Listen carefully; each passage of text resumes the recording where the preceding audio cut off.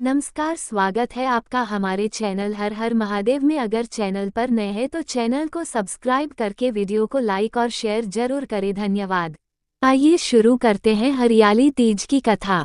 एक समय की बात है, माता पार्वती अपने पूर्वजन्म के बारे में याद करना चाहती थी, लेकिन उन्हें कुछ याद नहीं आ रहा था। ऐसे में भोलेनाथ देवी पार्वती से कहते हैं कि हे पार्वती, तुमने मुझे प्राप्त करने के लिए 107 बार जन्म लिया था, लेकिन तुम मुझे पति रूप में न पा सकी। लेकिन 108वें जन्म में तुमने पर्वतराज हिमालय के घर जन्म लिया और मुझे वर रूप में प्राप्त करने के लिए घोर तपस्या की। भगवान शिव कहते हैं कि हे पार्वती, तुमने अन्न जल का त्याग कर पत्ते खाए और सर्दी गर्मी एवं बरसात में हजारों कष्ट कर सहकर भी अपने व्रत में लीन रही। तुम्हारे कष्टों को देखकर तुम्हारे पिताजी बहुत दुखी थे। तब नारद मुनि तुम्हारे घर पधारे और कहा कि मुझे भगवान विष्णु ने भेजा है। भगवान विष्णु आपकी कन्या से अत्यंत प्रसन्न हैं और वो उनसे विवाह करना चाहते हैं। मैं भगवान विष्णु का यही संदेश लेकर आपके पास आया हूँ। शिव भक्ति में लीन पार्वती हुई गुम। शिव भक्ति में लीन पार्वती हुई गुम। नारद जी के प्रस्ताव को सुनकर पार्वती के पिता खुशी से भगवान विष्णु के साथ विवाह के लिए तैयार हो गए।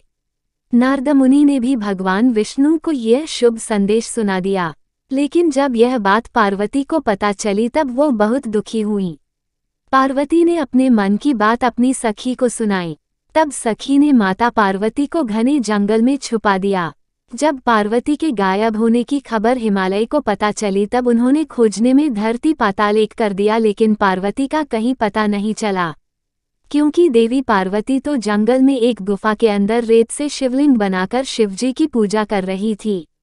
शिवजी ने कहा, हे पार्वती, इस प्रकार तुम्हारी पूजा से मैं बहुत प्रसन्न हुआ और तुम्हारी मनोकामना पूरी की। जब हिमालयराज गुफा में पहुंचे तब तुमने अपने पिता को बताया कि मैंने शिवजी को पति रूप में चयन कर लिया और उन्होंने मेरी मनोकामना पूरी कर दी है। शिवजी ने मेरा वरण कर लिया है। मैं आपके साथ केवल एक शर्त पर चलूंगी कि आप मेरा विवाह भोलेनाथ से करवाने के लिए तैयार हो जाएं। तब हे पार्वती, तुम्हारे पिताजी मान गए और विधि विधान सहित हमारा विवाह हुआ। हे पार्वती, तुम्हारे कठोर तप और व्रत से ही हमारा विवाह हो सका। हरियाली तीज की परंपरा ऐसे शुरू हुई। भगवान शिव देवी पार्वती से कहते हैं, हे पार्वती, इस हरियाली तीज को जो भी निष्ठा के साथ करेगा, मैं उसको मनोवांछित फल प्रदान करूंगा। उसे तुम जैसा सुहाग मिलेगा। तब से कुंवारी कन्याएं अच्छे वर की कामना हेतु यह व्रत रखती है। वहीं सुहागन महिलाएं अपने पति की लंबी उम्र के लिए इस व्रत को रखती हैं। पुराण में देवी पार्वती ने खुद बताया है, हरियाली तीज का व्रत करने पर महिलाओं को सुहाग और सौभाग्य की होती है। सावन महीने में तृतीया के दिन कई वर्षों की कठिन तपस्या के बाद देवी पार्वती ने भगवान को रूप में पाने का वरदान प्राप्त था, इसलिए इस व्रत का बड़ा ही महत्व है।